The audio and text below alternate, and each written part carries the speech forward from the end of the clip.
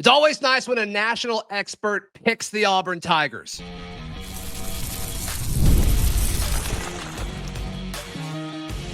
You are Locked On Auburn, your daily podcast on the Auburn Tigers. Part of the Locked On Podcast Network, your team every day. Yes, welcome on into Locked On Auburn, your daily Auburn Tigers podcast. I'm your host, Zach Blackerby, and thank you so much for making Locked On Auburn your first listen every single day. Jake Crain of Crain & Company joining from the studio. You look fantastic. Yeah, man. Look, thought I'd do the first Auburn game that I'm on with you from here.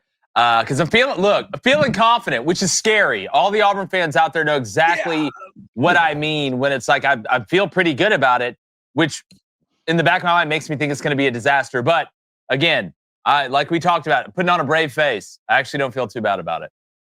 Yeah. Just got done watching you and your brother and Cone's preview of Auburn and Baylor. Two of you guys picked Auburn. Cone picked Baylor because he's just he's a hater. That's who he is. And that's okay. I mean, there's so much at stake here. Yeah. And it's not that Auburn couldn't achieve some of their goals that are still in front of them if they drop this game on Friday, but man, it gets significantly tougher if they drop this one. Well, you know what's funny? We have Texas playing Ohio State. You have LSU playing Clemson. We got all these big games around the country, but I think I can make the argument as far as importance to a program's health in the near term and long term, that this Auburn-Baylor game could possibly be the most important one when you look at all that's gone off the field with Hugh Freeze in this offseason, with everything everything he's said being taken out of context, the golf stuff, the recruiting stuff, because it hasn't worked out on the field. And this is year 3. And in year 3, you got to show proof of concept on the field. And, this is a good litmus test to get some momentum going. Because at the end of the day, football is a game of momentum. If you lose this one, then you look at that stretch of the next 4, including on the road at Oklahoma, on the road at A&M. It could get real dangerous if you drop this one. But Zach, Auburn's got a better roster than Baylor. And at the end of the day, you should beat teams that you're better than. And to me, that's the biggest argument I've seen for Auburn. But it's so easy to say, well, you had a better roster against Cal. You had a better roster against Arkansas. On the day that they played, your roster, I think, was better than Oklahoma's because they were so banged up.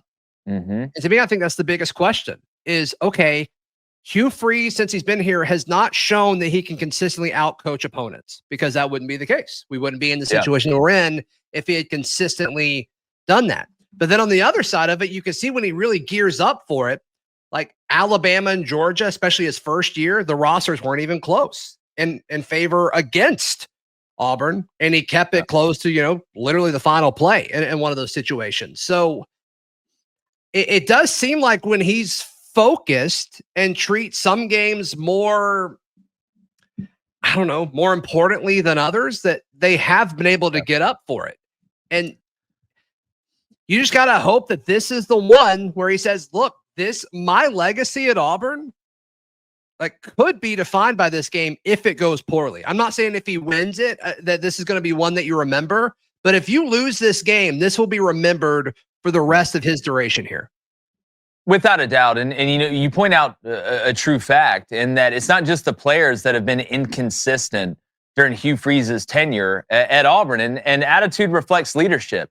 And, the goal is not to, we play a really good team this week, so we got to play really good, or we play a bad team this week, so we don't have to play great. The team you're playing doesn't matter. The scheme you have to adjust for, obviously, but it's about a faceless opponent. It is about yourself. It is about improving each week, taking everybody as seriously as a heart attack. And you do that through practice. If you make Monday the same, Tuesday the same, Wednesday the same, Thursday the same, Friday the same, Saturday is going to be the same. That's why Nick Saban was the greatest one to ever do this, because it wasn't if it was Florida A&M or if it was Florida. It did not matter. It's about your guys showing up and playing well. And now that you feel like you have the personnel and the depth to be in every single game you play in, that culture and that prism with which, you view the opponent in is even that much more important, starting with Baylor. But then the next week, it should be the same. Then the next week, it should be the same. It is about yourself and improvement. And that lack of consistency doesn't just end with the players on the field. It actually starts with the coaching staff and in preparation. And Auburn hadn't been able to deliver that. But I mean, Zach, let's be real, man. Like, at the end of the day, and this is what I said in the preview, at some point, you got to clutch up. That's been Auburn's problem. In these big games, they'll be there and they'll be making great plays. Defensively, on first and second down, they'll look great. They'll get somebody in 3rd and 13, and they'll fall apart.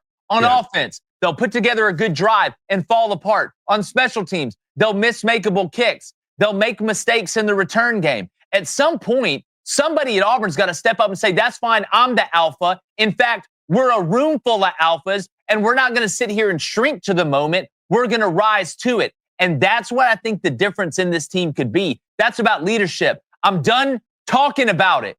Be about it. Be about it on 3rd down, on offense, on defense, on 4th and 1, on 4th and goal. Somebody in a navy jersey or in a white jersey step up and say, we're not losing this because I won't let us. Run the ball at me. Throw the ball at me. Give me the ball. I'll be the difference. We need to stop sitting back and getting it taken from us. Walk in somebody's living room, walk in their kitchen, open the fridge, take out their food, and look at their wife while you eat it. At some point, you got to have that dog in you, and you hope this Auburn team has it. I do think there was some sort of cultural shift a year ago. I mean, you heard rumblings and stories of the younger guys being fed up after losses with the older guys that didn't seem to care that they lost. Yeah. And so many of these young guys played last year, and Auburn got better over the course of the season because they started playing these young guys who seemed to care about competing more than the previous group of Auburn Tigers that then went through it. Love those guys, but like, if you don't want to win, you're not willing to sacrifice everything you can to win, then what are we doing? So, I mean, you look at all of these guys who are now true sophomores, in some cases, maybe redshirt freshmen. No, I think they're all going to be true sophomores, but like your Caleb Harris's, your Jay Crawford's, your DeMarcus Riddick's, Cam Coleman. Like that is really the representation of this changing of the guard, this changing of the culture that Auburn needs. And I think we'll know pretty early on Friday if it's taken or not. Yeah. Well, and again, that's what Hugh Freeze has. He brought in winners. Go look at all those guys. They're winners. They're not used to losing.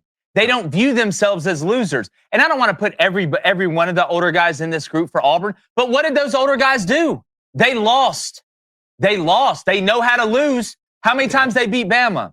How many times they beat Georgia? How many bowl wins they have? How many rings do they have? Like, at the end of the day, winners win and losers lose. You can be upset about that. You can be sensitive and emotional about it. But Hugh Freeze has gone out and brought in guys that are used to winning. They hate losing more than winning. Try hard. My washing machine tries hard. At the end of the day, it's about winning. You go to Auburn to win. That's why I'm excited about this young group, because they're not going to lay down and take it. It's a different mindset. It's a different human being. Yeah. That's what he's brought in. And that's what, if you're an Auburn fan, you should be excited to see that take the field on Friday. Because I tell you what, those young guys, they're not getting on that plane to go out there and just play. They're getting on that plane to go take everything away from the opponent. And what a better place to do it than on the road. Playing at home is fun. When I was coaching, winning at home was fun, but there's nothing like going on the road and shutting a bunch of people up, and you stand alone together. That's why it's beautiful. And I think this younger group understands that, and they actually have that dog in them. Yeah, absolutely. All right, so you picked Auburn to win. I want to jump deeper into that pick. Why specifically? That's next right here on Locked On Auburn. Today's show brought to you by our friends at Game Time. Game Time is the best place to buy tickets. College football is back. It's here, folks. And I couldn't be more excited. The tailgates, the rivalries, the energy in the stands. There's nothing like it. Game Time's the best place to get involved in all of the action and actually be there. And look, if you're buying tickets to somewhere, a venue that you haven't been before, like Waco, Game Time's great because you can see the view from your seat before you click buy. You know exactly what you're getting into. And also another thing that I love about Game Time is you can toggle on and off the everything included pricing, so you're not blasted with taxes and fees at the end of the process. So take the guesswork out of buying college football tickets with Game Time. Download the Game Time app, create an account, and use code LOCKEDONCollege for $20 off your first purchase. Terms apply. Again, that is promo code LOCKEDONCollege for $20 off. Swipe, tap, ticket. Go to Game Time today. Thank you so much for making Locked On Auburn your first listen every single day. Jake Crain of Crain and Company. You picked Auburn to win 34-27. 31-24. believe. 31-24. I knew it was a touchdown. Yep. 31-24. Yep. And I'm pretty close to you. I'm slightly lower scoring. I've been saying 27-17 is where I've been. Mm-hmm. I think it's going to be a tad lower scoring, and Auburn maybe scores late to make it a 2-possession game there. What goes into this pick? What do you think the most important factor is Friday night? Well, I always look at what's the biggest mismatch, right? What's the biggest advantage for one team over another? And when I look at this game, it's the line of scrimmage in general. I mean, you can look at the size differential, but I think it's the edge of the line of scrimmage more specifically. And starting with Baylor on defense, they've got an interior defensive lineman. They got a couple that I think can really play. You're going to get that 3-down look that typically turns into 4 pretty much every time. It makes it a little bit funky. You saw Iowa State against Kansas State kind of stay in it. And you do that because you kind of have to with your personnel and what they have and what Dave Aranda wants to be able to do. But when you look at the pass rushers, I know they brought in a couple. They brought in Winston from Oregon. There's a couple guys they brought into the transfer portal. But nobody really strikes that fear of God in you with what Auburn has, what we believe they have at tackle, especially with Chaplin over there on one side. So I'm thinking Jackson Arnold is going to be cleaner in the pocket, have some more time for these Auburn wide receivers, and there's plenty of them, to be able to expose a secondary in Baylor, which I know they're worried about over there right now. And they kind of just came out and said it. Nobody really asked. Aranda said it. So you can tell that you can tell they're legitimately worried. And if you look last year, this Baylor team, it wasn't busted coverages that got them. It was just raw ability. I mean, those guys were beat at birth. And they didn't really go to the transfer portal to go get a lot of guys. So I'm interested to see if they're going to have to just bring exotic pressures, which if you rob Peter to pay Paul, that means 2 guys are soloed up, and Auburn just has too many weapons. And then if you're going to run stunt and blitz and do all these things, you break that first level in the run game, it's not a 20-yard gain, it's a 70-yard gain and a touchdown. So with Jackson Arnold's ability to have time, will he be able to distribute the ball to what should be open wide receivers? And then on the flip side, Zach, you look at Baylor, it's the same story. Their guard and center combo is pretty daggum good when you look at them. I mean, they can play, but their starting left tackle was the same guy at South Carolina 2 years ago that got benched, the Fuker guy. And on the right side, you don't have a really proven guy there either. Auburn's edge pressure and being able to rotate all these guys we're seeing should wreak havoc against a quarterback in Sawyer Robertson that, if he is clean, can hurt you. But if you get any pressure on him, his escapability isn't amazing. And it's amazing how that completion percentage plummets and that interception rate raises when he gets a little bit of pressure. So I don't think Auburn has to blitz. I feel like Baylor has to, not every time, but most time, find a way to manufacture pressure, which leaves you a little naked on the back end and on the perimeter. Then on the other side, Auburn can play with 4 and be able to play coverage behind it and still have guys get there. So at the end of the day, through 4 quarters, Baylor may hit a couple plays, right? They may get Auburn in some negative play situations with some of the exotics that Dave Aranda is going to throw at you from a pressure and movement standpoint. But I feel like Auburn has a huge advantage on the line of scrimmage and on the edge of the line of scrimmage specifically. So definitely watch out for that. Watch out for that early as well. When you hear a coach talk about, like Hugh Freeze has over the last 10 days or so, about questions regarding the offensive line and them losing kind of one-on-one battles consistently. And of course, he adds the caveat, like, hopefully it's just our edge guys are that good. Where do you sit with all of that at this point of fall camp? Well, I mean, Zach, I wasn't at a practice, so I can't sit here and tell you that, it's all 50-50 and everything's great and everybody's really good. I will say when you talk about one-on-ones, especially in pass pro, most drills are meant, or you have an advantage on the offensive side, like one-on-ones, wide receiver DB, Skelly, because they let the quarterback sit back there for 5 seconds, and we're always yelling whether it's a sack or not. One-on-one pass pro is really built for the defense, right? Like, because it's not moving together in an organism where you have things in your way. You can use any move you want, end up getting a 2-way go, and you're not going to know. But what I do know is this.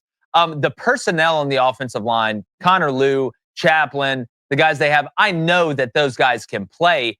Yeah. What I think it's showing you is that this defense and this front seven is for real. And at the end of the day, you're not going to know until the lights come on Friday and you see these guys against guys in other colored jerseys. Because at the end of the day, iron sharpens iron. You want both sides to be good. But, fall camp is propaganda time. Let's just turn the lights on. Let's go kick this thing off and let's find out what we really got. Jake Crain, I know you got a lot going on, specifically Friday and this weekend. Where all can people find you?